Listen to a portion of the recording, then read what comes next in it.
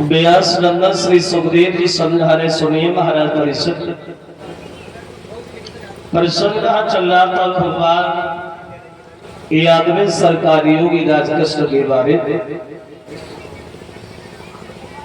कि भगवान श्याम सुंदर जो वृंदावन से गए थे अक्रूर के साथ मथुरा,